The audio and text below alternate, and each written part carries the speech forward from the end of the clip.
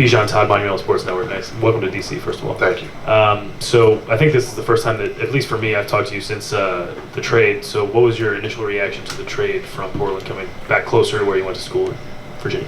Man, I was super excited. I feel like I'm coming back home. I've always had extended family in DC that I visited growing up.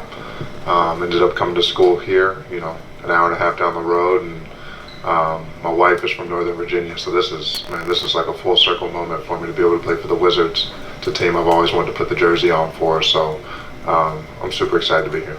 And how excited are you to reunite with Anthony Gill? Very excited, man. He's a close friend, for the past 10, 15 years, so definitely another full circle moment for me. Christy Winter-Scott, Monumental Sports Network. With regards to the pace of play, and I know we've been discussing it today, but I'd just like to get your take on what that has felt like so far with the team, and stylistically what it looked like last year, and how that will maybe look a little different this season with you guys. Yeah, I came from Portland where we had a very young team like this one, a lot of young, really good athletes similar to this, and we were playing really fast. And that was really my first taste of that really, sort of new age, fast-paced basketball. And it was an adjustment for me, but I adjusted and, got the hang of it. So coming here, it won't be fresh for me. I've had a little bit of experience having a year of it. So I'm excited to play that way. It's the way the game's going at this point. You got so many young guys in the league. They're talented, they're big, they're athletic. For me, I think as the vet, it's going to be about being able to close games. Us being able to play like that for 3-4 quarters. Then when it becomes a possession-by-possession game, guys like me, JV, we're going to be able to slow down and make plays, be methodical, and being able to finish games. But until then, I got to pick up the pace and run with these young guys. Speaking of young guys, Malcolm, you were Rookie of the Year, your first year in the NBA. So what kind of advice have you been, first of all, have you had a chance to talk to any of the rookies on the Wizards yet, like Bub Carrington, those guys? Yeah, I've been here I've been here since the beginning of September. So I've been with them for the past month. And we've, built a good relationship with all of them, different types of relationships, but they're all great guys. They work.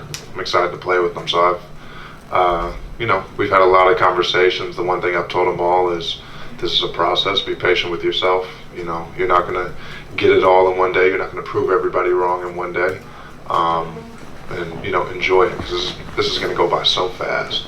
I remember coming into the league with Milwaukee and trying to prove myself. My eyes were wide and trying to take everything in. But now I'm in year 9 and 5th team, and it's still an adventure. But I've learned in my mind to allow the game to slow down, allow this time to slow down, and just enjoy every organization, every person I meet, enjoy every experience. Hi, Malcolm. Megan McPeak, Monumental Sports Network. You mentioned you've only been here for about a month, and already you've tried to ingratiate yourself into the community. It's something that you have done along with your wife in every city and every stop. Why is that so important to you, not just as a basketball player, but also as a human, to make sure that whatever city you're playing in, whatever name is on the front of the jersey, you're making sure that you're having that touch point with the community? Yeah, for sure. I just think it's a privilege to be able to play at this level, play in the NBA in this league. There are millions and millions of people that want to do what I'm doing and sit in this seat. So to not, give back, to not, influence the next generation, to use my, my platform to shed light on people that are struggling with certain things. I think it would be a missed opportunity. So as much as I can in every city, I try to find those groups of people that could use any type of my, whatever I'm willing to help with. I try to go to those communities and help. Hi, Malcolm. Chase Hughes with Monumental. Welcome to DC, or welcome back to DC. Thank you. I want to follow up on reuniting with Anthony Gill. It looked like you guys redshirted the same year at UVA. So how well did you get to know him back then during that experience, and what was it like when you guys did reunite and were kind of reconnecting? Yeah, I played my first year at UVA. I had a foot injury at the end of my freshman year. He ended up transferring in from South Carolina, so we did redshirt together. And we really, honestly, that year we grinded together. We were on the scout team for the team. We were destroying them on the scout team, but we really got to bond and work together. And AG's a worker. He has that reputation here, but he's been like that forever. he works his butt off, and I'm similar. We've always pushed each other, on the court. But then off the court, me and AG, we have a lot of similarities, and I think how we raise our kids, the men we thrive to be every day.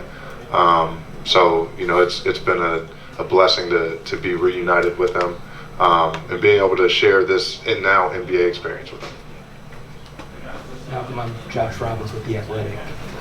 When you were a rookie and a second-year player, who were some of the veterans who made an impact on you and kind of helped show you some of the way?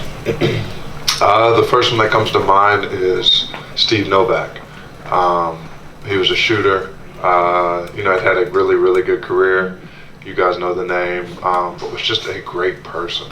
I mean, had no ego, had no edge, and trying to get the rookies told, and hazing. He was just such a good guy and so ingratiating.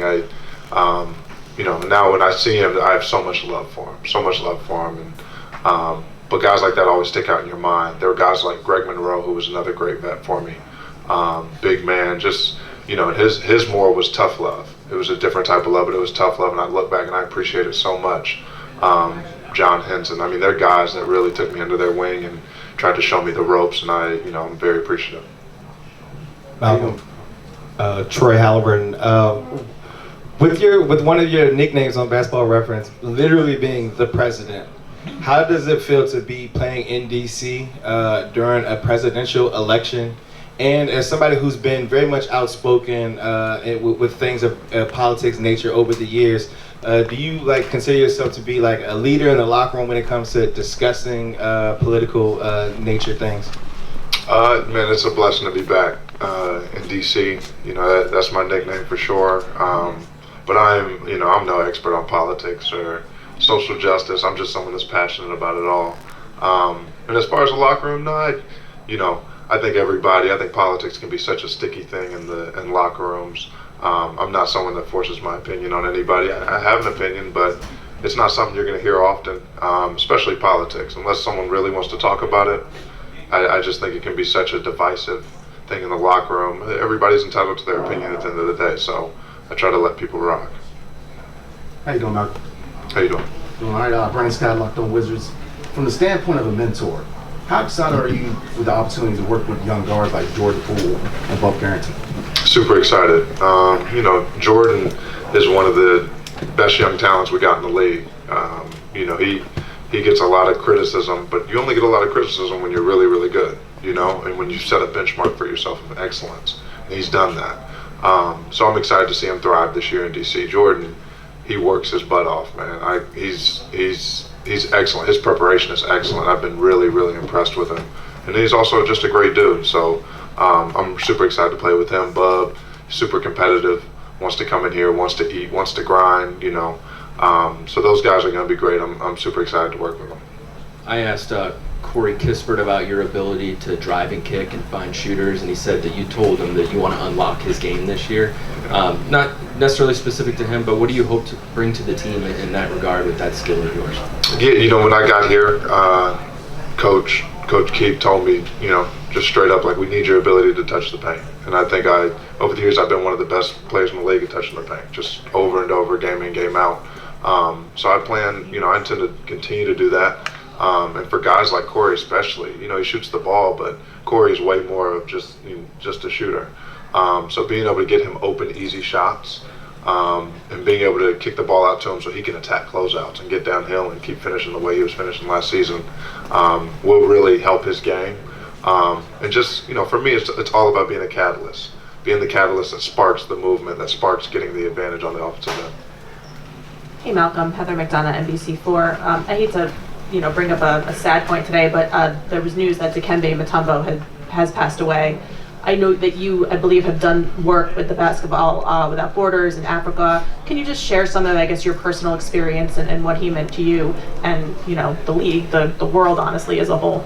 Yeah, I was on a trip with him a few summers ago in Africa, and I remember me and him just sat on the back of the bus. We were on the back of the bus, all the players, a lot of the guys were on, scattered throughout the bus. We were in the very back, and he just talked. He was such full of life and so many experiences, and just like a gentle giant, such a good person. He would just speak life into you, and he would be so honest and so real. I'll never forget our conversation on the bus. He was just he just struck me as someone of his stature, someone that does so much in the community, someone that gets so much attention, had such an amazing career, to be just, so personable, so humble, and such a good dude. He'll definitely be missed. It's a very, very sad day, but he's going to be missed. His impact is going to be missed all over the world. So, but he left his impact, he left his legacy for his kids and his wife. So, he was a beautiful person. Thank you for sharing that. Yeah, thank you. Hey Malcolm, Lauren Trinkle with the Washington Post. I wanted to ask, how do you maintain team morale and like a high energy level as you get into like the middle and the later parts of the season, especially if you're in the middle of a tough season where, losing streak, that kind of thing? I think, a lot of that is on us, is on the vets, to maintain that energy, maintain that focus, maintain that camaraderie. I think a lot of this has to do with what you're doing off the floor. When adversity hits and, you're having lulls during the season, or you're in a valley, what type of relationships do you really have? Are you guys going to split apart, or are you guys going to stay together? So if we're, and I think that's, someone like AG is excellent at that, having team events, having the guys together off the floor. I mean, we had a game night the other night, like just doing little things that build those relationships, that trust, so that when you guys are struggling, you guys don't split apart. I think it's huge. So I think a lot of that, I put it on the vets to keep us together, to keep us positive, because it's going to be a long season. We're not the most talented team in the league. We have talent, and we're going to win some games, but we're also going to develop these young guys and make sure that we're building the right habits for the future, for the next 5 years. So that's the goal, but we're definitely going to stick together this year. Do you have an example from earlier in your career of a vet that kind of helped keep the team together during one of those tough stretches?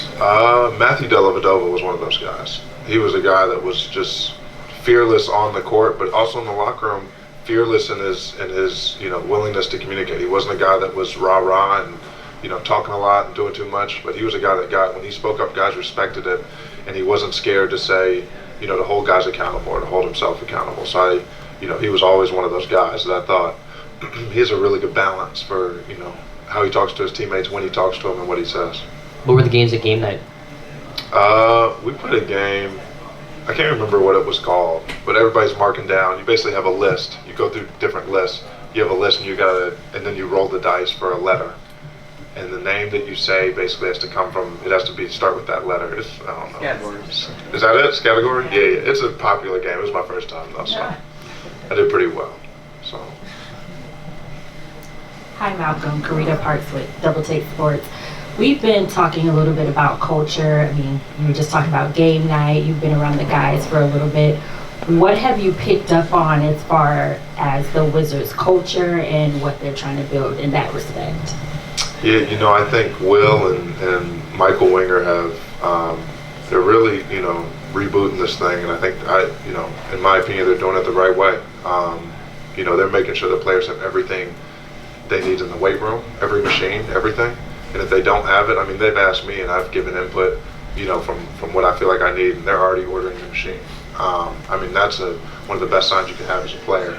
And then you go to the kitchen, and the food is arguably, if not the best food I've had as far as team to team in the NBA in my 9 years. So just the little things, especially as a vet. As a young guy, you don't really know. This is your first team. You don't know. You don't have anything to compare it to.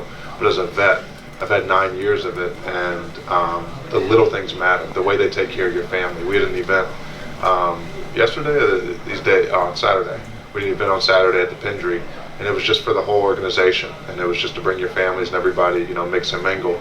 And the way that was constructed, they had a kids room on the second floor with everything you can imagine for the kids, food, games, all types of stuff.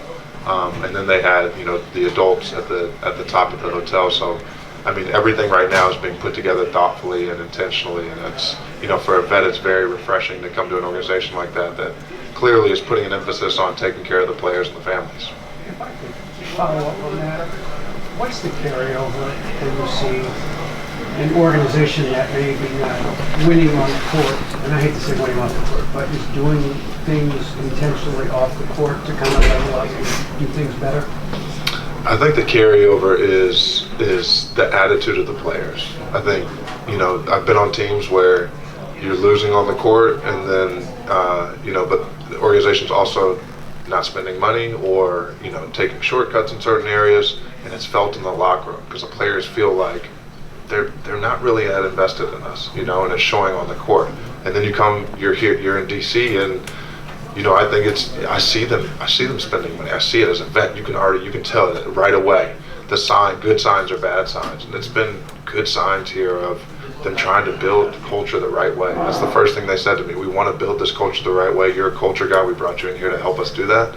And I in my mind, I'm thinking, all right, I want to see you guys do your part, and they are. They're doing their part. And that might not be a 50-win, 60-win season right now. That's something that they're trying to get to pay off. This is a long-term process. That's a 3, 4, or 5 years down the road. We want the habits we're building today and the money we're spending today to pay off. At that point. So I might not even be here to see it, but my job is to make sure that we take the steps this year to plant those seeds.